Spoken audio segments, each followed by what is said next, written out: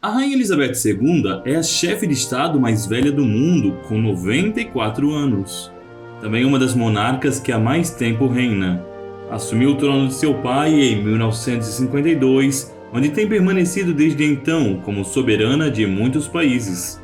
É a rainha do Reino Unido, do Canadá, da Jamaica, da Austrália, da Nova Zelândia, das Bahamas e também de Barbados, Belize, Granada, Antigua e Barbuda, Papua Nova Guiné, São Tomé e Príncipe, São Cristóvão e Neves, São Vicente e Granadinas, Santa Luzia, Ilhas Salomão e, é claro, Tuvalu.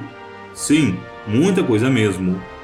Nenhum outro governante da atualidade é soberano sobre tantos países diferentes. E se você pensa que ela ocupa um papel meramente simbólico, está completamente enganado. Existem muitas curiosidades, fatos e poderes por trás dessa senhorinha e que você poderá conferir no vídeo de hoje. Mas é claro, já curta e se inscreva no canal para nos ajudar a crescer. Quando a jovem Elizabeth Alexandra Mary Windsor nasceu em 21 de abril de 1926, os jornais da época mal noticiaram o evento. Isso porque, segundo as estatísticas do destino, ninguém diria que algum dia ela chegaria a reinar. Seu avô, George V, de fato era o monarca do Reino Unido e o soberano do Império Britânico, o que a colocava numa posição bem elevada. No entanto, ela vinha do filho mais novo do rei, George, nascida numa época em que os homens tinham preferência em relação às mulheres para ocupar esse cargo. Seu tio estava destinado a ser rei e deixar herdeiros, e mesmo na hipótese remota disso não acontecer, ainda se esperava que o pai de Elizabeth tivesse filhos homens, que acabariam passando a princesa na linha sucessória. A coroa não podia estar mais longe de sua cabeça. Na mídia, todos tratavam seu tio e futuro rei como o galã que era, um verdadeiro príncipe de contos de fadas. Edward, Albert, Christian, George, Andrew, Patrick e David Windsor, ou para os mais íntimos, Príncipe Edward, era loiro, rico, inteligente e muito bem educado.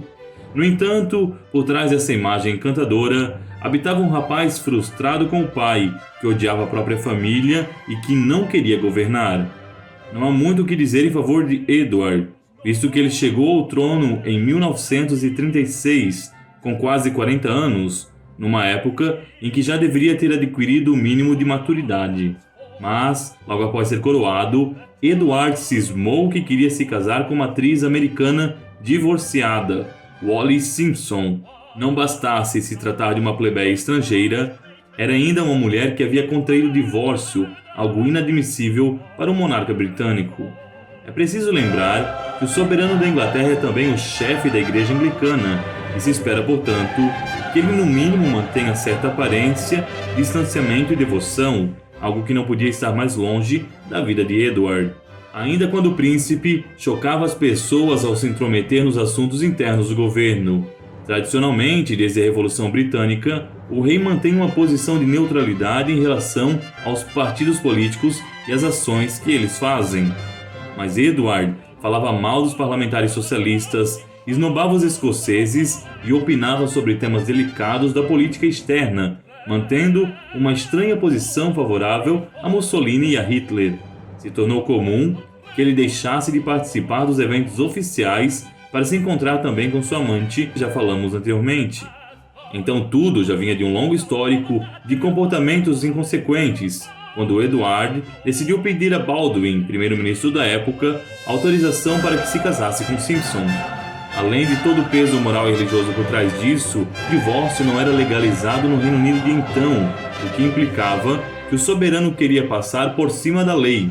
Isso gerou instabilidade política e uma ruptura religiosa, numa época em que a sombra nazista pairava, negligenciada, sobre toda a Europa.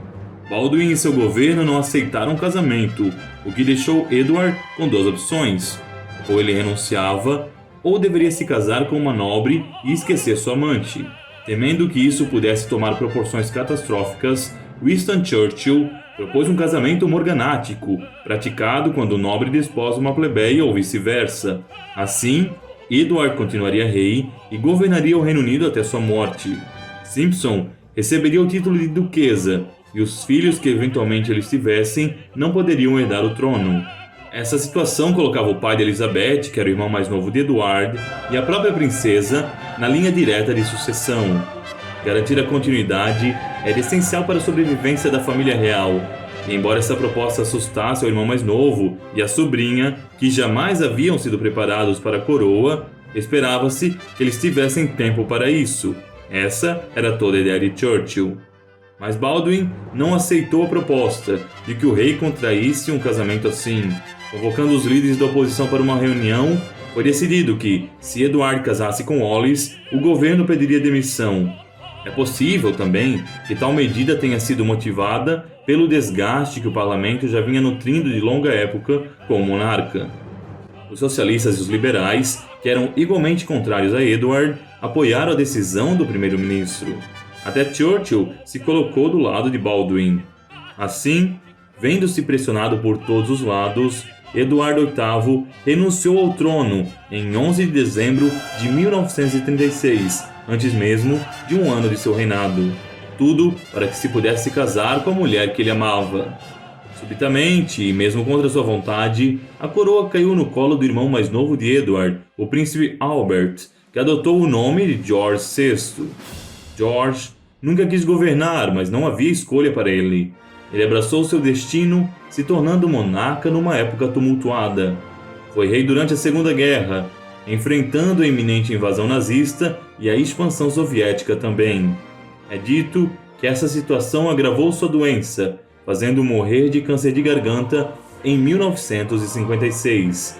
A esposa de George e sua filha, a rainha Elizabeth, jamais perdoaram o tio Edward por ter deixado ao irmão a difícil missão de conduzir um país num período como aquele.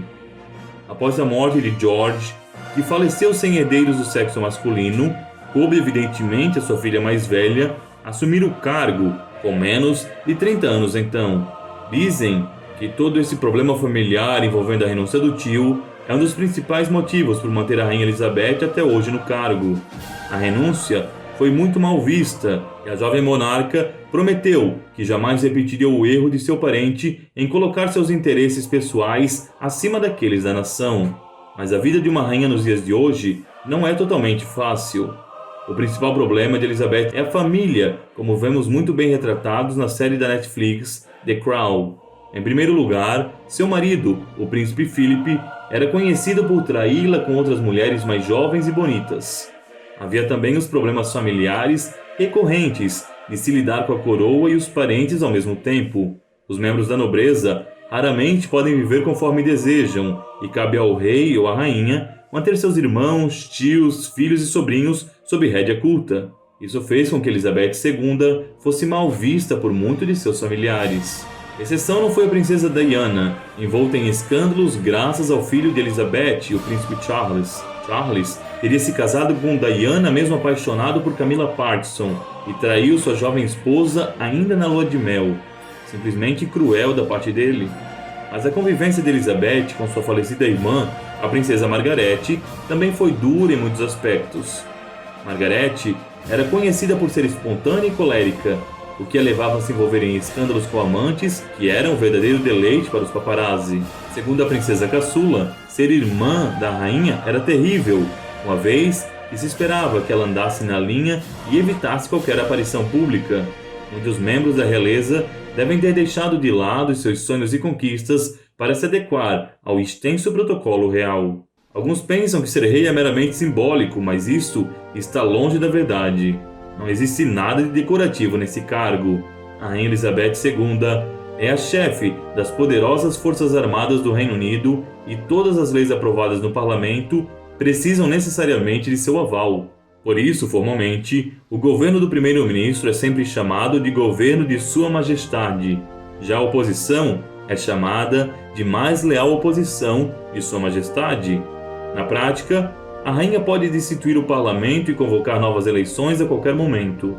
Ela também tem a possibilidade de indicar quem quer que seja para ocupar temporariamente o cargo de primeiro-ministro, algo que só tende a ocorrer diante de crises institucionais.